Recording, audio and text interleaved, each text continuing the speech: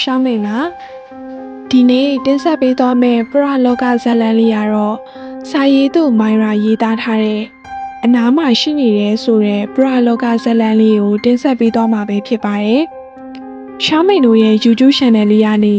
ပရလောကဖြစ်ရမှန်ဇာတ်လမ်းတို့လေးတွေကိုနေ့စဉ်တင်ဆက်ပေးနေရဖြစ်လို့ Like and Subscribe လေးလည်းလုပ်သွားပေးကြပါအောင်နော်တင်စာနဲ့စွမြတ်တို့ညီမနှစ်ယောက်ကအမျိုးသမီးတည်တဲ့အလှပြင်ဆိုင်တစ်ဆိုင်ဖွင့်ခဲ့ကြတယ်။ဘလို့ဖွင့်ပြခဲ့လဲဆိုတာကိုပြောရရင်တော့မိဘတွေမရှိတော့တဲ့နောက်ပိုင်းညီမနှစ်ယောက်ကနေမြို့လေးကနေမြို့ပြကြီးစီကိုအရဲစွန့်ပြီးတော့ထွက်လာခဲ့ကြတယ်။ပြီးတော့အတီးတယောက်ရဲ့အကိုညီနဲ့အလှပြင်ဆိုင်တစ်ဆိုင်မှာအလုပ်ရခဲ့ကြတာပေါ့။နှစ်ရှည်လများပညာသင်ပြီးနောက်တက်တင်တက်အပ်တဲ့ပညာတွေရောလုပ်ငန်းအတွေ့အကြုံတွေရောအထိုက်အလျောက်ရပြီးတဲ့အချိန်မှာတော့ကိုပိုင်ဆိုင်ခွဲဖွင့်ဖို့ပြင်ဆင်ခဲ့ကြတယ်။ဆိုင်ဝန်ထမ်းဘဝမှာတော့ဆိုင်အလုပ်တွေကိုဝတ္တရားကြည့်ုံမဟုတ်ပဲကိုယ်ဆိုင်လိုသဘောထားပြီးစေတနာမှန်ခဲ့တော့ဆိုင်ရှင်အမကလည်းတင်စာတို့ကိုရှစ်တယ်။ဒါကြောင့်လေတင်စာတို့ဆိုင်ခွဲဖွင့်မယ်ဆိုတော့အမကအဆအအရာရာကူညီပေးတယ်။တချို့ဆိုင်ရှင်တွေလိုငါ့ကိုကန်ထွက်တာငါ့ကိုကြော်တာဆိုတာမျိုးအမြဲကိုဝင်တမ်းမဲ့ဖြစ်နေစေချင်တာမျိုးမရှိပဲအမရဲ့တပည့်တွေကဒီလိုလှုပ်ပြနိုင်တာဂုဏ်ယူတယ်ဆိုပြီးတော့တဖွာဖွာရှိကျူးနေတော့တာဒီလိုနဲ့မိဘတွေစီကအမွေရထားတဲ့မြေကွက်နှစ်ကွက်တွေကတစ်ကွက်ကိုရောင်းပြီးရှားတဲ့ငွေရဲ့အလုံးလုံးပြီးတခြားလုံးရှစ်ကုတ်စုထားတဲ့ပတ်စံတွေရဲ့ပေါင်းပြီးစီစဉ်စရာရှိတာတွေစီစဉ်ခဲ့ကြတာပေါ့အရင်ဆုံးဆိုင်ဖွင့်လို့အဆင်ပြေမဲ့ပတ်ဝန်းကျင်နေရာကိုသိရှာရှာတယ်မျိုးလေကောင်လည်းမကြအစွန်အဖျားလည်းမရောက်တဲ့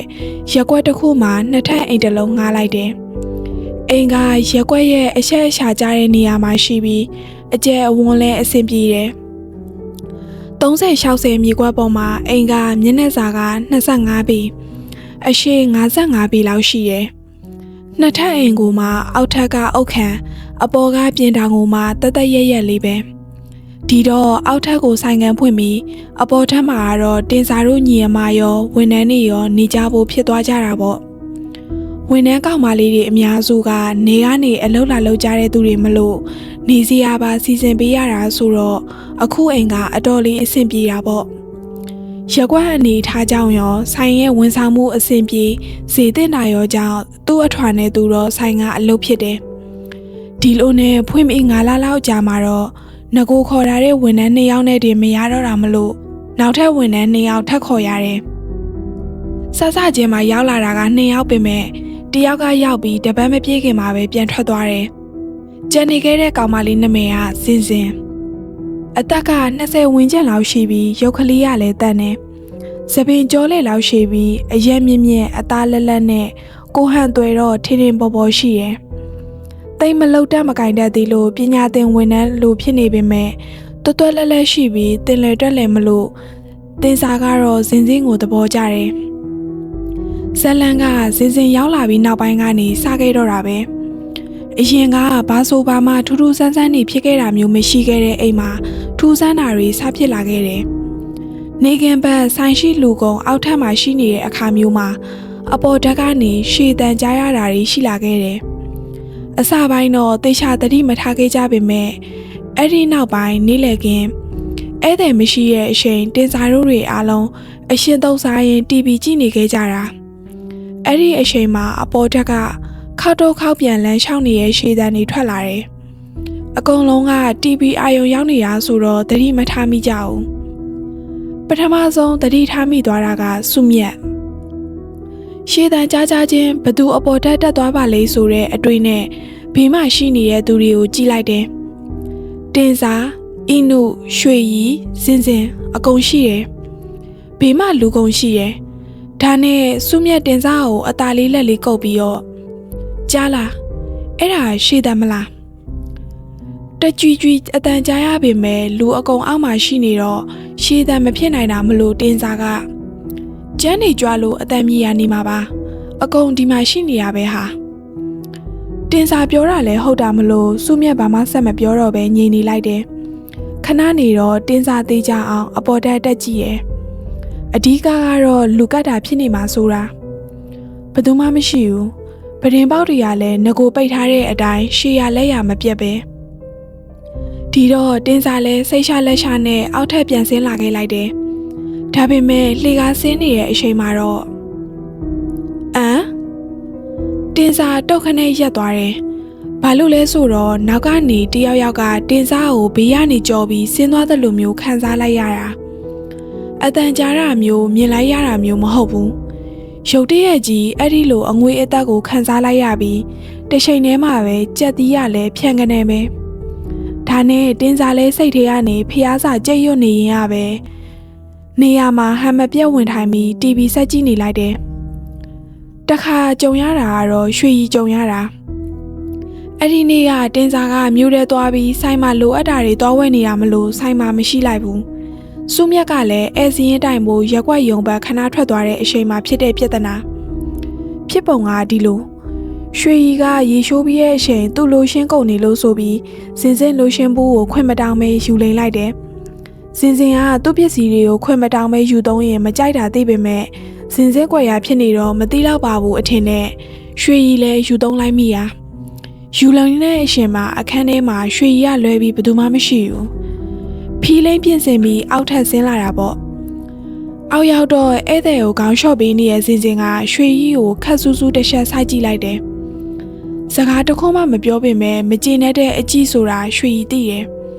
ကိုကသူမကြိုက်တာလှုပ်ထားတဲ့သူဆိုတော့ရွှေရီစိတ်ထဲနေနေတော့တွန့်သွားတာပေါ့ဧည့်သည်ပြန်သွားတာနဲ့ပြဿနာဆတော့တာပဲစင်စင်ကရွှေရီစီကိုရောက်လာပြီးအမသမီးကိုတခုခုပြောစရာမရှိဘူးလားမေကွန်းကြောင့်စိတ်ထဲမဆူတလောက်လေးထိတ်သွားပေမဲ့ရွှေရီမင်းသေးသေးနဲ့ပဲမရှိပါဘူးဘာလို့လဲအမသမီးလိုရှင်းယူလိန်လာတာလေအဲ့ဒါတော့ဘာမှပြောစရာမရှိဘူးလား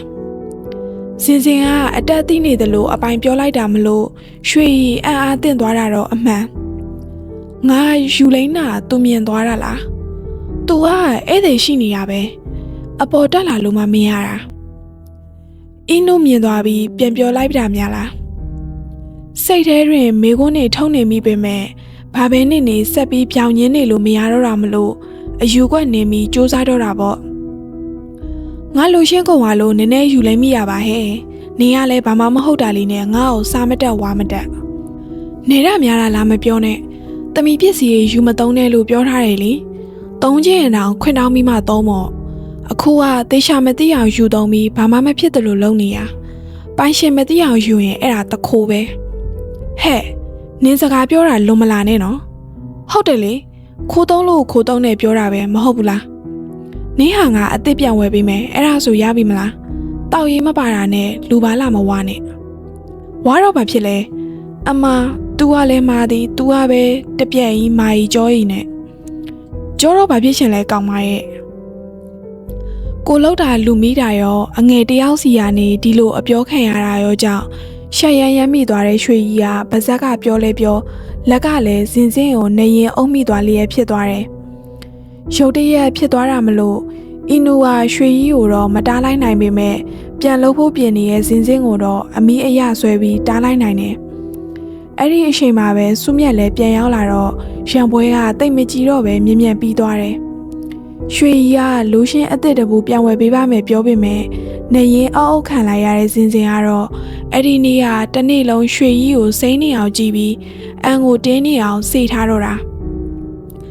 ညဘက်မှာဒီနေရာကိုပြဿနာထပ်ပြစ်မှာဆိုတော့တင်းစားလဲစင်စင်ကိုတင်းစားတို့ညီအမအိတ်တဲ့အခန်းမှာပဲခေါ်သိမ်းလိုက်တယ်အဲ့ဒီလိုနဲ့တကောင်လောက်မှာရွှေရီတို့အခန်းဘက်ကအော်တန်ကြောင့်တင်းစားနဲ့စုမြတ်တို့လက်နိုးလာပြီးအခန်းစီအပြေးတစ်ပိုင်းသွားကြတာပေါ့ဟိုရောက်တော့ရွှေရီနေရာကရှနောက်ကကျိုးတွေပြက်ပြီးပုံကျနေတယ်ရွှေရီကအင်းတို့အိယာပဲရောက်နေပြီးပါတစ်ဖက်ကိုလက်နဲ့အုပ်ရင်ငိုနေတယ်တင်းစားတို့ကိုလည်းမြင်ရောရွှေရီကငိုကြီးရှက်မနဲ့စင်စင်ကသူ့အိတ်နေတော့အပေါ်ကနေဖိရှုပ်ပြီးပါရိုက်ပါတယ်လို့တိုင်တယ်တင်းစားအံ့ဩပြီးအင်းတို့ကိုတစ်ချက်လှမ်းကြည့်လိုက်တော့အင်းတို့ကမျက်နှာပြက်ပြက်နဲ့ခေါင်းရမ်းပြတယ်ဘာလို့လဲဆိုတော့စင်စင်ကတင်းစားတို့အခန်းထဲကထွက်လာတဲ့အထိအခန်းတောင်းကသူ့နေရာမှာပဲရှိနေခဲ့တာအခုစင်စင်ကလည်းတမီမဟုတ်ဘူးလို့ပြောသလိုအင်းတို့ကလည်းသူမြင်တာကိုပြောပြပုံအရာဆို ရွှေကြီးကရှနောင်ထဲမှာတယောက်တည်းဝူဝါဝါအော်တန်ရုံးကန်နေရတဲ့ရွှေကြီးပါတစ်ဖက်ကလည်းတကယ်အရိုက်ခံရရသလိုရဲနေတာဒါပေမဲ့ဘေးအရာကဘလို့မှားနေမှမသိပေမဲ့ရွှေကြီးဆွဆွဲသလိုစင်စင်ရိုက်တာတော့မဟုတ်တာမလို့တင်စားလဲပြေးရပြေးချောင်းရှော့မော့ရတာပေါ့နောက်ဆုံးအိတ်နေရင်ဘလူးစီးရဖြစ်မှာပါလို့လိုရာဆွဲပြောလိုက်တော့ရွှေကြီးလဲဝေဝေဝါဝါနဲ့လက်ခံလိုက်တယ်ဘာလို့လဲဆိုတော့ရွှေကြီးဖြစ်ပုံကအသက်ရှူမရလို့နုံနုလာခြင်းမျက်လုံးဖွင့်ကြည့်လိုက်တော့ရင်ဘတ်ပေါ်မှာစင်စင်ကတက်ခွာထိုင်ထားတာညာအိတ်မီလုံးအလင်းရောက်နေမလို့မျက်နှာသေချာမမြင်ရပေမဲ့ပုံစံကစင်စင်မစင်စင်ဒါပေမဲ့အဲ့ဒီအချိန်ရွှေကြီးအော်လို့လည်းမရသလိုလှုပ်လို့လည်းမရဘူးနောက်ဆုံးစင်စင်ကရွှေကြီးကိုပါချလိုက်တဲ့အချိန်မှာ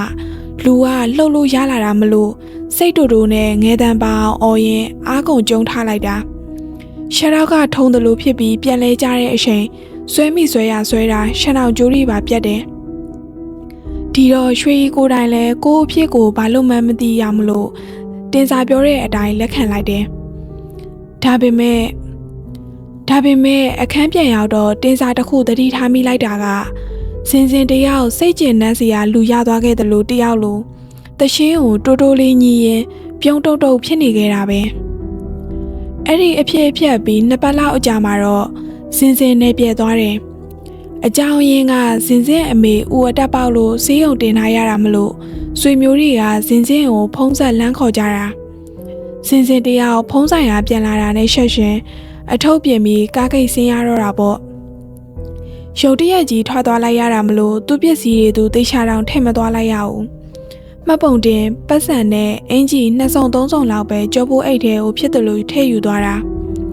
ကိစ္စတွေကစင်စင်နဲ့ပြန်သွားတဲ့နောက်ပိုင်းမှာပိုတိတာဆိုးရွားလာခဲ့တယ်အဲ့ဒီနေ့ကမိုးရိပ်အုံပြီးပတ်ဝန်းကျင်ကအတော်လေးမှုန်မိုင်းနေတာမိုးအုံနေပေမဲ့ဆိုင်မှာလူကြနေလို့တင်စာတို့အားလုံးအလုံးရှုံနေကြတာနဲ့နေလေစာလွတ်သွားတယ်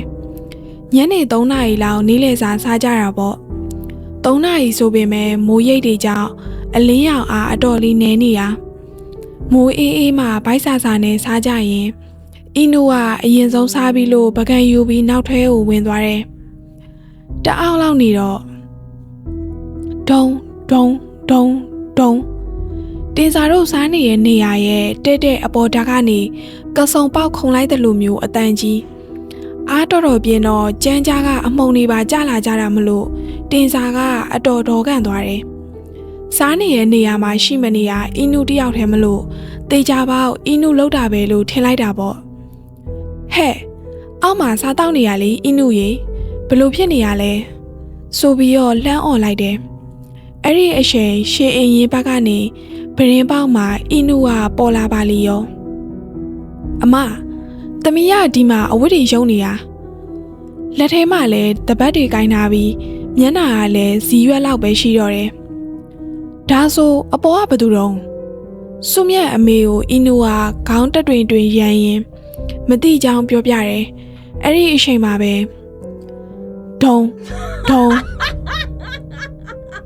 အောက်ထပ်ကိုပြေးဆင်းလာတဲ့ရှေ့တန်းနဲ့အတူကြက်သိမ်းထားစီရာတဟီဟီအတန်ကြီးကိုပါကြားလိုက်ရတယ်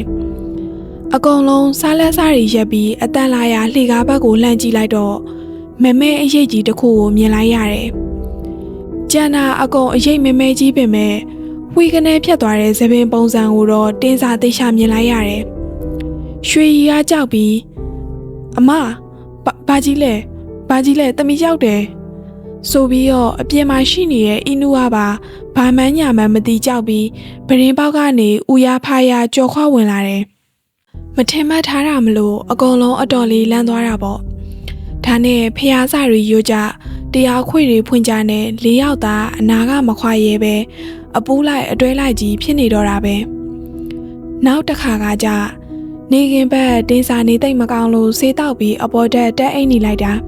ညနေဆောင်မှနိုးတော့တာပဲနိုးချင်းအခန်းပြင်ထွက်လာတော့မှန်တေကုံရှိမှထိုင်နေရဲ့စင်မိန်ကလေးတွေကြီးနေတာဆိုတော့အကုန်လုံးတုံးလို့ရအောင်မှန်တင်ခုံတစ်ခုံကိုအပေါ်ပရင်ပေါက်နာမှာထားပေးထားတာစင်တယောက်အဲ့ဒီမှန်တင်ခုံရှိမှခမမထိုင်ရင်သပင်ရှည်တွေကိုလက်ရှောင်းနေနဲ့ထိုးရှင်းနေတာ စင်စင်ပြန်ရောက်နေရလားအမေရောတက်တာလားဆေးရုံရောဆင်းပြီလားစင်စင်ကခေါင်းငိမ့်တာလည်းမဟုတ်ခါတာလည်းမဟုတ်ပဲဒီအတိုင်းခေါင်းကိုတစ်ချက်ဆောင်းပြပြီးမှတင်စားဘက်ကိုလှည့်ကြည့်ရင်ပြုံးပြတယ်အမစင်စင်ထဲမှာကြောင်မဲ့မှတ်နေတာခရီးပန်းလာမှာဆိုတော့ဒီနေ့တော့နာအောင်စင်စင်ကဘာမှမပြောပဲပြုံးပြုံးကြီးခေါင်းငိမ့်ပြတယ်အရင်ကလည်းပြုံးပြုံးရွှွှွနေတတ်တဲ့သူပဲမဲ့အခုပြုံးပြနေတဲ့ပုံကြီးကတမျိုးကြီးမလို့တင်စားစိတ်တယ်ဘလို့ဖြစ်သွားမှန်းတော့မသိဘူးဒါပေမဲ့ဘာမှထူထူးမနေတော့ပဲကဲနာနာလို့ပြောရင်းနဲ့အောက်ကိုဆင်းလာခဲ့လိုက်တယ်အောက်မှာဧည့်သည်တွေရှိနေတော့တင်စားလဲစင်စစ်ကိစ္စကိုဘာမှမပြောဖြစ်ပဲလုံးစရာရှိရာဝင်လုံးနေလိုက်တယ်ဒီလိုနဲ့ဧည့်သည်တွေပြန်သွားပြီးရဲ့အချိန်ညစာစားဖို့ပြင်ကြတော့စင်စစ်ကိုခေါ်လိုက်ကြအောင်လေတင်စားအပြောကြောင့်အကောင်လုံးကဦးကြောင်ကြောင်နေဖြစ်သွားကြပေမဲ့စုမြတ်ကတင်စားသတိမေ့ပြီးပြောမိတယ်ထင်မလားတင်စားမရှိဘူးလေမဆာရဲ့ရောင်သွားတာလားဟင်ပြန်ရောက်နေမဟုတ်လားမရောက်ပါဘူးတင်စားတခုခုပြောဖို့ပြင်ပြီးမှဘာမှမပြောတော့ပဲအပေါ်တက်သွားလိုက်တယ်အိတ်ခမ်းနေတယ်ကြည်တယ်ဘာမှမရှိဘူးဒါနဲ့ပြန်ဆင်းလာပြီးအိမ်နောက်တွေပါကြည့်ရောလည်းမရှိဘူးနောက်ဆုံးစုမျက်နှာအသာကပ်မိတယ်စင်စင်တကယ်ပြန်မရောက်သေးဘူးလားမိစုတကယ်မရောက်သေးဘူးမဆာဘာဖြစ်လို့လဲညနေကအပေါ်တက်မှာငါစင်စင်ကိုတွေးလိုက်တယ်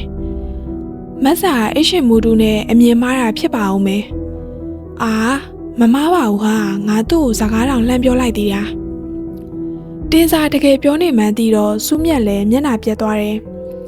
ဘာပဲနေခလေးတွေကိုမပြောနဲ့အောင်ရွှေကြီးကဟိုတနေ့ညနေကကိစ္စဖြစ်ပြီးကြတဲ့ကတော်တော်ကြောက်နေတာဒီကိစ္စသာတော့ပြောလိုက်ရင်သူနေစရာမရှိအောင်ကြောက်နေတော့မှာအဲ့ဒီလိုနဲ့တင်းစားတို့လည်းအဲ့ဒီကိစ္စကိုနှုတ်ပိတ်နေလိုက်ကြတယ်တညအင်းတို့ညာဘက်ကြီးမှာအိမ်သာသွားကျင်တာနဲ့အောက်ထပ်ကိုဆင်းလာလိုက်တယ်အစာကတော့ရွှေကြီးကိုအဖော်ခုံမလို့ပေမဲ့ရွှေကြီးကကြောက်တတ်တော့အင်းတို့လည်းတယောက်တည်းပဲဆင်းလာလိုက်တယ်အိမ်သာတက်နေရဲ့အချိန်မှာကြားလိုက်ရတဲ့အတန်ကစိုးရိမ်နေညီမလေးရဲ့စိုးရိမ်နေအတန်ကအနီကကြားနေရတာပေမဲ့ဟိုးအဝေးကြီးကပြင်းလွှမ်းလာတဲ့အတန်လိုဝေးဝါးပြီးတော့ဒီသရှင်ကဇင်ညီးနေကြသရှင်စာသားကိုအဲ့ဒီနေရာပဲရပြီးတနေကုန်ဒီတဲ့ကြောင်းနဲ့ပဲထက်ကဆိုနေလို့တော်ပါတော့လို့ပြောယူခဲ့ရတာ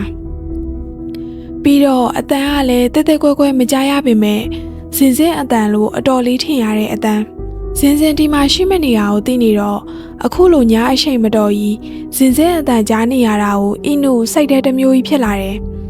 ဒါနဲ့မြန်ကိစ္စရှင်းပြီးအပေါ်ပြန်တက်ဖို့ပြင်တယ်အောက်လေကအရင်ရောက်มาတော့ရဲတန်တစ်ခုကိုပြင်းကြားလိုက်ပြီးကြက်သိန်းကလည်းဖြင်းကနေထသွားတာမလို့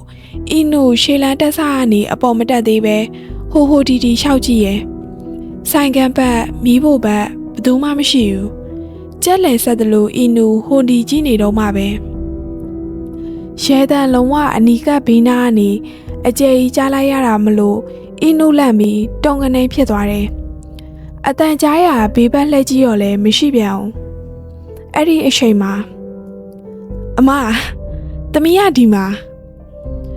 လှေကားဘက်ကနေရဲတန်ကြီးနဲ့ပြောလိုက်တာမလို့အတန်လာရဘက်ကိုလှည့်ကြည့်လိုက်တော့ဇင်ဟင်အမလေးအမေကဲပါအောင်အမရေလောက်ပါအောင်မြင်လိုက်ရတာကအင်းနူရဲ့မျက်နှာနဲ့တပြေးတဲ့ကြားလောက်မဲ့လှေကားဆန်နှစ်ခုကြားမှာညက်နေတဲ့ခေါင်းကြီးမျက်နှာကြီးကဝါထိန်နေပြီးမျက်လုံးကြီးကပြူးလိုကထိန်လို့စင်လှည့်ကြည့်ရင်ချင်းမကလှေကားထဲနှစ်ခုကြားခေါင်းရှို့ထားတဲ့စင်မျက်နှာကိုတွေးလိုက်ရလို့အံ့ဩပြီးဟင်ကနေဖြစ်တာပေမဲ့စင်ကရှက်ရှင်းဆိုသလိုရှာကြီးထုတ်ပြလာပြီးအတန်တိတ်ရေပြားတော့တာပဲထွက်လာတဲ့ရှာကြီးကလည်းမဲကြီးကိုမှတဖြည်းဖြည်းချင်းရှည်ထွက်လာတာဒီတော့အင်းတို့လည်းငဲတန်းပါအောင်အော်ပြီးပေါ့အော်သာအော်နေပေမဲ့အဲ့ဒီစင်မျက်နှာစီကနေအကြီးကမလွှဲရဘူးရှာမဲကြီးကလေထဲမှာမွေးတကောင်လိုတွန့်လေဝဲနေရင်မျက်လုံးကြီးကလည်းအဆန်ရှောင်နေသလိုလှယ်နေတော့တာအပေါ်တက်ကနေပြေးဆင်းလာကြတဲ့ရှေ့တန်းတွေကြားတော့မှ တဖြည်းဖြည်းနောက်ဆုတ်သွားပြီးအမောင်ထဲမှာပျောက်သွားတယ်။အီနူကတော့တင်စာတို့ရောက်လာတဲ့အထိအာကောင်ရှေ့အော်နေတော့တာပဲ။ဘသူဘာမေးမေးမဖြေနိုင်ပဲမတက်မရက်နိုင်လောက်အောင်ကြောက်တူးတုံနေရမလို့တင်စာတို့၃ယောက်အီနူကိုထမ်းခေါ်သွားရတာတော့အဲ့ဒီကိစ္စဖြစ်ပြီးမှတော့တင်စာတို့စိတ်မကောင်းစွာနဲ့ပဲ